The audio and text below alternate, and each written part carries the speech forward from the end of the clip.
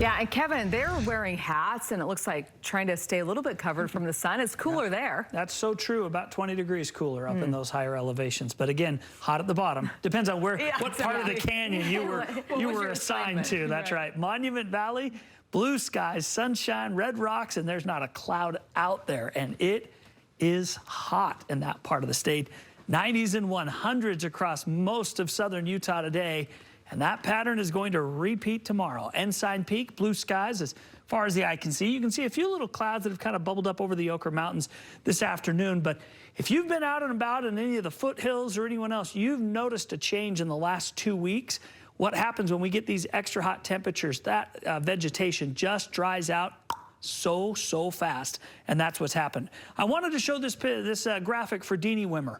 27 days. That's how many days we now have of a sunset happening after 9 o'clock. You get it a little bit in the first part of June, all the way through the month and into July before we trend back down. So enjoy your 9 o'clock sunsets and then enjoy KSL News at 10. How's that? High temperature, 96 today in Salt Lake, 108 in Phoenix, 105 in El Paso, 90s for Dallas, and those 90s roll up the eastern seaboard from Raleigh to Washington. Now, Boston, Chicago, a little cooler in the 70s, but it was definitely an interesting day across the upper Midwest. Minneapolis today, 57, and some storms over in the Dakotas that are all off to our east.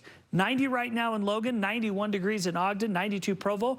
But you can see it's really clear. A little bit of cloud covers entered into St. George.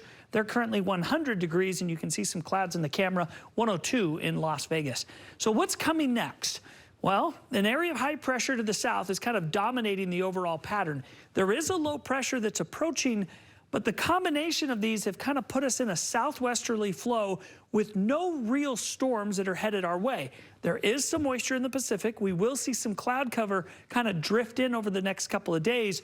But with this general pattern, it just doesn't bode well for a whole lot of storms. Now, we're entering that time of the year anyway where we don't see a lot in the month of June to July. But what we were hoping is some of the early indications, end of May, 1st of July, with some of those storms would translate into a more consistent stormy pattern. Well, it is not. It's been a hot and dry pattern, and we're talking partly cloudy, or excuse me, mostly sunny skies through Saturday, through Sunday. The clouds just kind of drift in and out, and temperatures remain well above normal statewide all the way through the weekend and into the middle to end of next week. Here's our forecast for central Utah. We do have a few clouds for Delta and Nephi, Manti. Temperatures back in the 90s.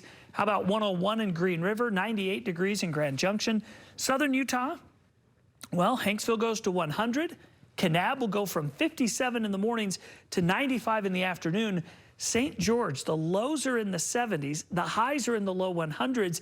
It is July weather in that part of the state. And when you look at the average high is 96, the average low, 64 in St. George, and we don't have anywhere close to that. 70s for the overnights. High temperatures from 101 to 106 in St. George over the next 7 days. Father's Day, 105 and mostly sunny skies. Forecast in the north, overnight lows up in the higher elevations like Montpelier, Star Valley, lows in the 40s. Heber City, 47. But look at the highs in the afternoon. Montpelier will go to 87, Ogden to 95, Salt Lake to 97 degrees tomorrow. And is it going to get even hotter? And the answer is yes. 98 on Father's Day Sunday.